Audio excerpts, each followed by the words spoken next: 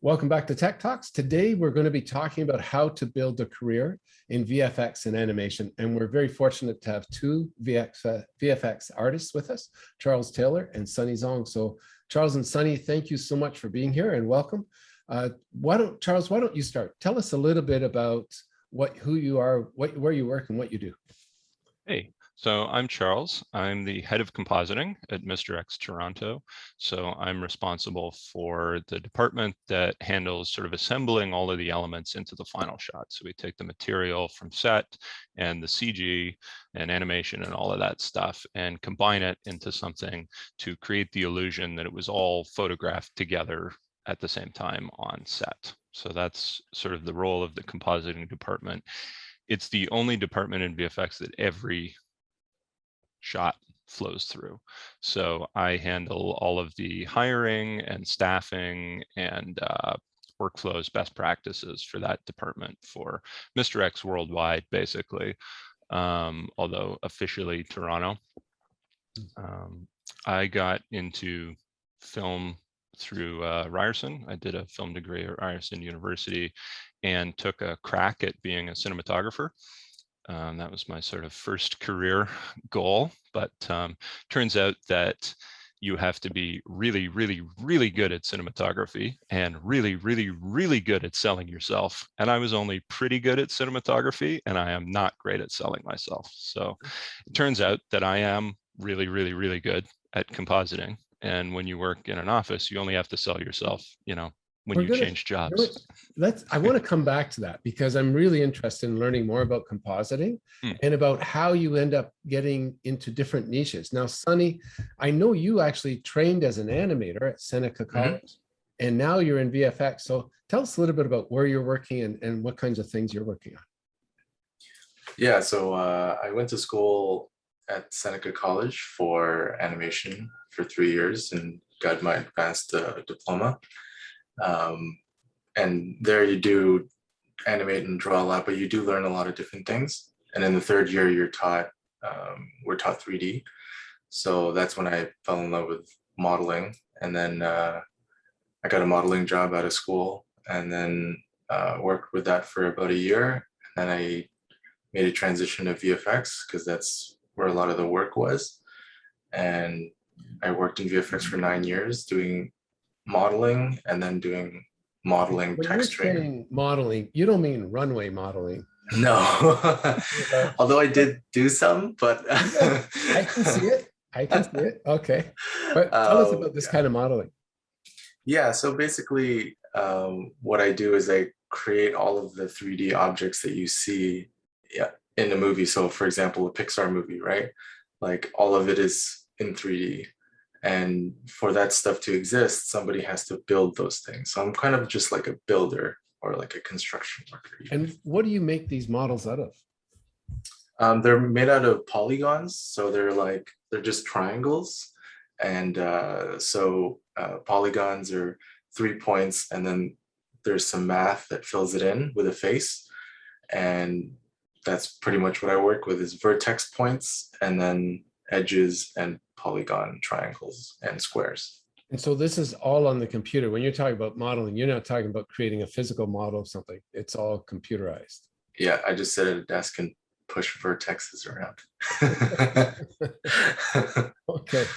Look, let's go back a little bit here. Let's talk about how you got to where you are. Charles, why don't you start with this one? You mentioned you studied at Ryerson.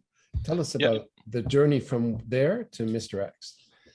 Yeah, so my sort of reason to get into filmmaking was cinematography. That was my first love. And I fell in love with it actually from Amélie. I don't know if you've seen that film by Jean-Pierre Jeunet. Studied that at Ryerson University. And in third or fourth year, one of my friends showed me the software that he was using called Shake, which is a old compositing software that was current at the time. And I was just fascinated by it. It's, you assemble all these nodes to build sort of a recipe into how an image is processed. And I found that really, really interesting. So while I was still focused on cinematography, I started dabbling in Shake and learning a bit of compositing on my own at university.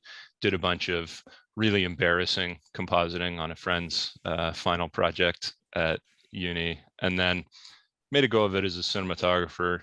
Wasn't for me, and got into roto and paint, actually, which used to be the sort of pathway into compositing. So rotoscoping is tracing the outlines of objects, which Zoom is doing automatically quite poorly. Here, the Yes. expectations for a rotoscoper are much higher. Goodness, there's a Yeah, I know. Every time jet you move, going overhead. every time you move, there's a little bit of light that comes out beside your hair. Yes, exactly. So that's quite challenging. You sort of work frame by frame, cutting things out. It's sort of like 2D animation, but really boring. And paint, which is just removing things that shouldn't be there. Unfortunately, that pathway into the industry is not as accessible anymore. Probably 99% of the roto and paint work is now done offshore in India. So now it's harder to get into the industry without studying VFX specifically or compositing specifically, and having a bit of a compositing reel and being able to composite before you get your first job. I had the advantage that I could kind of learn as I went, but that's not a pathway that's really open anymore, unfortunately. Okay. How does that pathway, how did Charles's pathway compare with yours, Sonny? How did you end up where you are now? Yeah, I was actually pretty lucky at the time that I got my first job in an animation studio. There had been a studio, I think it's called Core, and it went down. So I was quite worried about getting work, but luckily a lot of TV shows and kids shows, quite a lot of it is produced in Toronto by studios like Nelvana and Guru and things like that. So this new studio came up called Gallus Entertainment, and then I worked there for a bit. What were you doing there at Gallus? Modeling. So we were modeling like sets and props and characters. The characters we were what we call retopologizing. So somebody would sculpt or make a very rough model without considering sort of the technical aspect of it. So just making it look good and matching concept work. And then we would take it and we would what we call retopologize, which is create the edge flow necessary for the riggers and for the animators to use it properly, and for like joints and stuff to properly work. It sounds, I'm learning a lot here, because it sounds like there's a whole language around like rotoscoping and retopologizing. Okay. And there's a lot of specialization within. So VFX is not just something that you go into. Everybody's got a different role within VFX. So let's walk through a project, a VFX project, do maybe a breakdown of something that you've worked on. Yeah, so this is the Mr. X breakdown reel for Shazam. We did about half of the VFX on Shazam. Our sister company MPC did the rest. And I was the compositing supervisor for the Mr. X portion of that. So you can see in the breakdown to an extent what was sort of filmed on set and what we did. So, we start with the final shot, cut away. This was a split screen. So there's a plate photograph of the, whatever this is, little bell jar thing, plate of the boy in the background. We've added in the environment, the car in the background, and the CG creature. The Hall of Doors. So you can see there was nothing there. This whole thing was modeled and lit and rendered and given the sort of final touch in comp. So again, sort of stepping through this. This is sort of what something might look like coming out of lighting. And so by looking at the difference between this and the final shot, that's sort of what we do in compositing. We take sort of a very raw looking what's it and make it beautiful and interesting. So here, effects simulations for the smoke and the coming out of the smoke technique. These creatures were modeled at MPC, and we did the final shot. Here, all the animation, lighting, everything. Pretty neat. I remember this scene in the movie. Yeah. All of the monsters, the 7 deadly sins. Spoiler alert. Yeah. Been out for a few years, I think. I actually haven't seen this movie yet. Pretty good. Probably don't need to share the sound. Yeah, so this orb was created almost entirely in compositing the sort of final look. Effects simulated a whole bunch of different parts of it, and then we assembled it in comp to sort of look like a final thing, which you can kind of see there.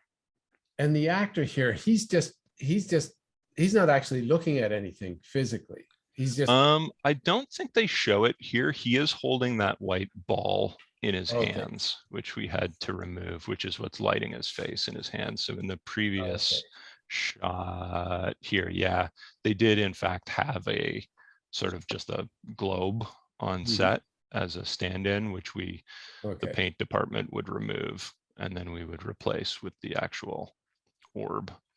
Right. I have sinned, whatever it's called.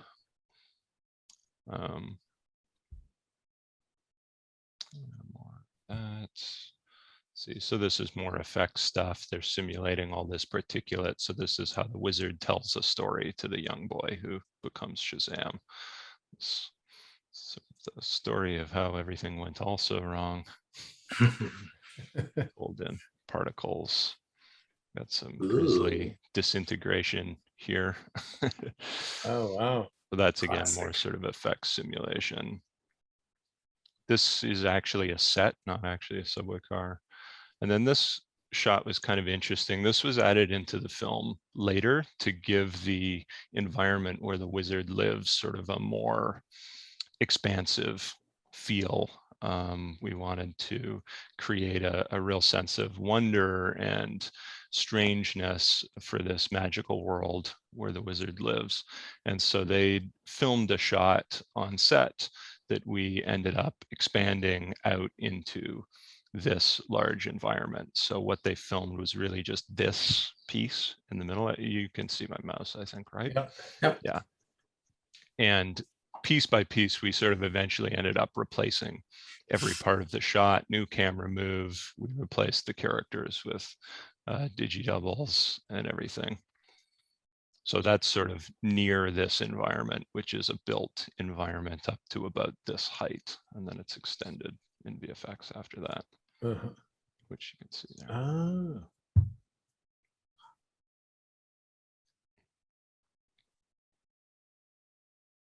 It's so fascinating to see this breakdown, because you watch the movie and the illusion of what's happening is so real, you know? Thank you. Yes. Good job, Charles. Good job. It was a fun one. Pretty amazing. It's neat to see it broken down. I guess when you two are watching movies, you're always watching, like you're thinking about how it was done. Sometimes, yeah. I mean, I try to just watch the movie. I can't really watch things that I worked on and enjoy them. Yeah. I just see, that should have been better. I don't know about that. I have so many regrets. You the same, Sonny? Do you watch the stuff? Yeah, it's true. I watched the stuff.